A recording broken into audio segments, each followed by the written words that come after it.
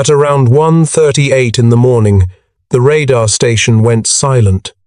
No alarms, no warning, no final transmission.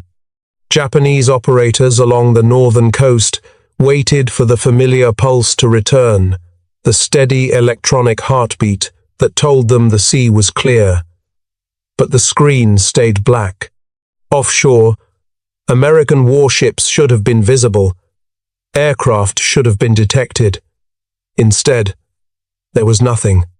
What the Japanese defenders didn't know was that 8 American sailors were already back in the ocean, paddling away from the shore in total darkness, having just carried out the only U.S. ground attack ever conducted on Japanese soil during World War II. And they had done it from a submarine. By the summer of 1945, the war in the Pacific had reached a strange phase. Japan was losing badly, but it wasn't collapsing. American submarines had destroyed most Japanese merchant shipping. Entire supply routes had been strangled. Oil was scarce, food was rationed, aircraft production was slowing. But the Japanese home islands remained heavily defended, especially along the coastlines where an American invasion was expected. And the most dangerous part of Japan's coastal defense wasn't guns or mines, it was radar. By 1945, Japan had constructed a chain of coastal radar stations stretching along key approaches to the home islands. These installations gave early warning of American air raids, naval movements, and submarine surface activity. Even a single radar station could compromise an entire operation. American commanders knew this. They also knew there was a problem. Radar stations were land targets fixed, hardened, and usually positioned just far enough inland to be safe from naval gunfire. Bombing them from the air was unreliable. Even if aircraft hit the site, repairs could be made in days. What the U.S. Navy needed was something Japan did not expect. They needed to remove radar stations quietly, permanently, and without announcing the attack in advance. That's when one submarine commander proposed an idea that bordered on insanity. The submarine was already legendary inside the U.S. Navy. She had survived shallow water patrols, minefields, depth charge attacks, and aggressive destroyer hunts. Her crew had seen more combat than most surface ships would experience in an entire war. She was fast, aggressive, and commanded by an officer who believed submarines could do more than just sink ships. By 1945, merchant targets were disappearing. Submarine patrols were growing longer, riskier, and less productive. But instead of pulling back, this commander pushed forward closer to Japan itself. He believed submarines could project power ashore, not with torpedoes, not with deck guns, but with men. The proposal didn't go through normal channels. It was discussed quietly, off the record, among officers who understood what was being suggested and what would happen if it failed. The plan was simple in concept and terrifying in execution. Surface a submarine near the Japanese coast at night. Insert a small shore party. Destroy a key coastal radar station. Extract the men before dawn. Disappear before Japan could respond. No uniforms. No air support. No rescue plan if something went wrong. If the men were captured, they would be executed. If the submarine was spotted, it could be trapped in shallow water and destroyed. And if the mission succeeded, Japan's coastal defenses would be blind. Japanese coastal radar wasn't sophisticated by modern standards, but it was effective. The stations operated continuously, scanning the sea approaches for surface vessels and low-flying aircraft. They provided early warnings, sometimes up to 90 minutes before American forces arrived. That warning time saved lives. Radar operators could alert fighter units, prepare coastal artillery, launch patrol boats, disperse aircraft, evacuate critical facilities, remove the radar, and the entire defensive system collapsed. But destroying a radar station wasn't easy. Most were built on elevated ground near the coast. They were guarded. They were wired into local military networks, and they were not supposed to be vulnerable to submarines. That assumption was about to be tested. When volunteers were requested, the response was immediate. Nearly the entire crew stepped forward, but only a handful would be chosen. The commander imposed strict rules: unmarried men only, strong swimmers, calm under pressure, technical skills required, absolute discipline. These men would be operating alone, at night, inside enemy territory. There would be no heroics, no improvisation, no mistakes. 8 men were selected. They trained in silence, practiced assembling charges in the dark, timed beach landings, learned the coastline from grainy reconnaissance photos. They memorized distances. They memorized timing. They memorized the feel of equipment because light would be limited. If something went wrong, they would have seconds to react. The radar station sat on a low ridge overlooking the coast. It wasn't large. One main tower, a generator shack, a small operations hut.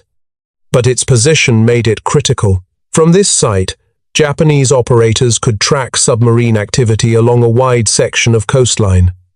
American commanders suspected it had already compromised previous patrols. Destroying it would open a gap, a blind spot in Japan's early warning network. The submarine arrived offshore just after midnight. The sea was calm.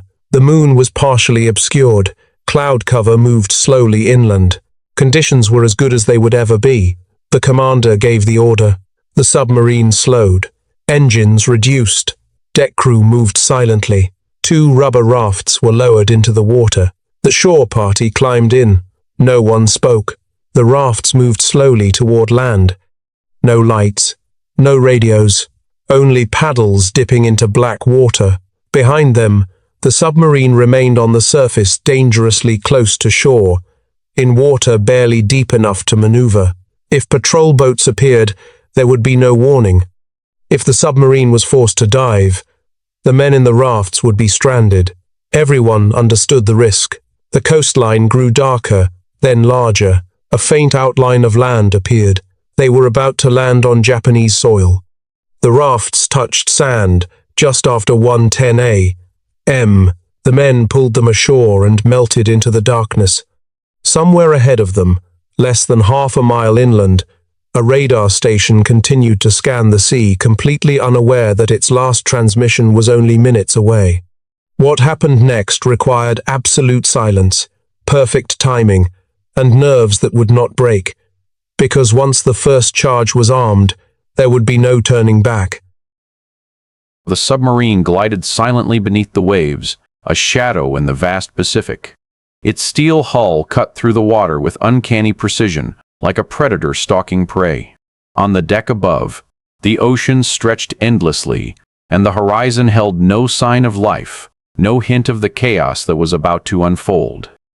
But inside, every crew member knew something monumental was coming, something no American had ever done before, a strike on Japanese soil itself. Commander James H. Thompson, a veteran of countless patrols, stood over the navigation charts, his eyes scanning every detail with methodical intensity. He wasn't just planning a mission, he was orchestrating a gamble that could either etch his name in history or end in disaster. The target, a lightly defended coastal railway line in northern Honshu, Japan. It wasn't strategic in the grandest sense. This was a psychological strike meant to remind Japan that no place, not even its home soil, was beyond reach. Every detail matters, Thompson muttered to his second-in-command, Lieutenant Harris. We're not just attacking a train, we're attacking the idea that Japan is untouchable. Below deck, the crew prepared for action. Torpedoes were inspected, shell casings polished, and communications checked twice. Even in the confined metallic belly of the submarine, there was a palpable tension. Everyone understood that what they were about to do was unprecedented. There was no playbook for this. No one had ever carried out a U.S. ground attack on Japanese soil and lived to tell the tale. The submarine surfaced under the cover of darkness, just miles from the coast. Waves lapped quietly against the hull, the night sky dotted with distant stars. The crew's eyes adjusted to the dim light, scanning the horizon for patrol boats, searchlights, or any sign of alertness from the Japanese forces. Every second was a test of nerves. Then came the first sign of their target, the faint rumble of a train, the distant glow of its lights snaking along the tracks. It was as if the ocean itself was holding its breath. Thompson signaled to Harris, who relayed the orders with crisp precision. "Prepare the deck charges," Thompson said. "We're going to hit that line, and we'll make it count." The charges weren't conventional explosives.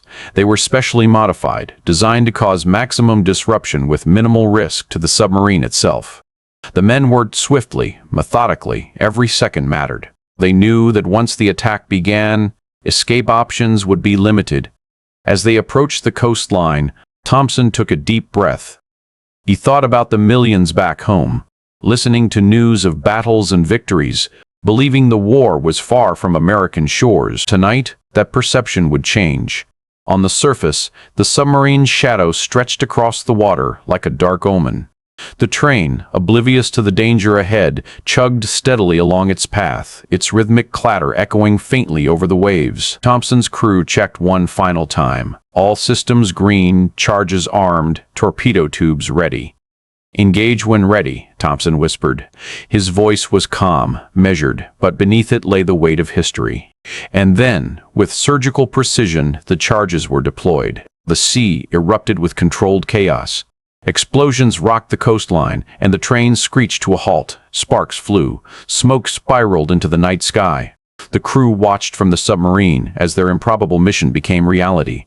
It was over in minutes, yet the impact was far greater. The train lay disabled, its rails twisted and broken. Telegraph lines along the track snapped. The local station, though lightly defended, was in disarray. For the first time, an American strike had reached the Japanese homeland, not as a bombing raid, not as a distant artillery shell, but in the intimate, direct way of men and machines confronting an enemy face to face. Back inside the submarine, there was no celebration, only a shared understanding. They had done something unprecedented, something that would echo in reports, debriefings, and secret dispatches. They had breached the myth of invulnerability surrounding Japanese soil. Thompson's gaze lingered on the horizon. Dawn was approaching, painting the ocean in streaks of gold and crimson. Somewhere on that distant coast, lives had changed in an instant, and somewhere in history books yet unwritten, this mission would stand alone, a testament to courage, ingenuity, and audacity. But the mission wasn't finished yet. The submarine still had to evade Japanese patrols, slip back into open waters, and return home without leaving a trace. The real danger was only beginning. Every decision now mattered more than ever, because even the smallest mistake could turn a historic victory into a fatal disaster. The first light of dawn painted the ocean in muted shades of grey and gold. Waves lapped gently against the submarine, hiding the chaos they had left behind on the Japanese coast. Inside, the crew moved with tense efficiency. There were no cheers, no triumphant shouts, only the quiet hum of machinery and the heavy weight of what they had accomplished. Commander Thompson stood at the periscope, scanning the horizon. Every patrol boat, every fishing vessel, every cloud of smoke could be a threat. The attack had been surgical, precise. But now came the most dangerous part, slipping away without being spotted. One misstep, one radar ping, one chance sighting could mean the end for all of them. "Course north," Thompson ordered. "We're going deep until we're clear, but we're not safe yet." For hours, the submarine moved silently beneath the waves. The crew worked in shifts, monitoring sonar, checking oxygen levels, ensuring the engines ran smoothly. Outside, the water was deceptively calm, but beneath the surface, tension gripped every heart. Each wave against the hull could conceal a Japanese destroyer, a minesweeper, or a lurking torpedo. Meanwhile, on the coast, the Japanese were scrambling. Messages were sent frantically up the chain of command. The damage was minor compared to major battles elsewhere, but the psychological shock was enormous. Enemy soil had been touched by American hands, and the news spread quickly, shaking confidence. Local officials tried to downplay it, but the rail line would remain disrupted for days. a rare and humbling reminder of vulnerability. Inside the submarine, Thompson allowed himself a brief reflection. This was not a conventional victory. No cities were captured, no armies defeated, yet this mission carried a symbolic weight far beyond its immediate impact. It demonstrated ingenuity, audacity, and the terrifying reach of American forces. Hours passed. The crew maintained strict vigilance, listening to the deep hum of the engines, feeling the subtle shifts in water pressure, tracking every ping of sonar. By mid-afternoon, the coast was far behind them, and the first sense of relief settled over the crew. No Japanese vessels had given chase. The mission was, against all odds, a success. When the submarine finally surfaced far from enemy waters, Thompson allowed himself a small smile. "We did it," he said simply. It wasn't bravado or pride. It was acknowledgement of survival, precision, and courage under conditions that would have daunted even the most seasoned sailors. The journey home was quieter, reflective. Crew members wrote letters in their minds to loved ones back in the States, thinking about the headlines that might never be written, the stories that might remain classified for decades. They knew history would eventually recognize this mission, but for now, they carried its weight silently, a burden and a badge of honor intertwined. Weeks later, official reports praised the ingenuity of the strike, while carefully omitting sensitive operational details. The train attack became a small but extraordinary footnote in the history of the Pacific War. To the men who had carried it out, it was a vivid memory, the cold steel of the submarine, the rumble of the train, the flash of explosions reflected in the water at night, and the quiet satisfaction of having done what no American had done before. For Commander Thompson, the mission reinforced a lesson he had always believed. Wars are won not only with brute force, but with creativity, courage, and daring actions that defy expectations. And in the vast theater of the Pacific, where islands, mountains, and oceans stretched endlessly, even the smallest strike could resonate far beyond its immediate impact. History would remember this as a minor operation, a curiosity in the annals of wartime exploits. But for those who had lived it, the memory burned brightly. They had struck the untouchable. They had shown that no frontier was completely secure. And they had done it with skill, precision, and courage that would echo long after the war ended. Somewhere in the Pacific, the train tracks remained twisted and broken, a testament not to mass destruction, but to audacity, a reminder that sometimes the most memorable victories are not the largest, but the ones that defy expectation, break rules, and reach places thought unreachable. And in that quiet, unassuming way, a submarine had made history.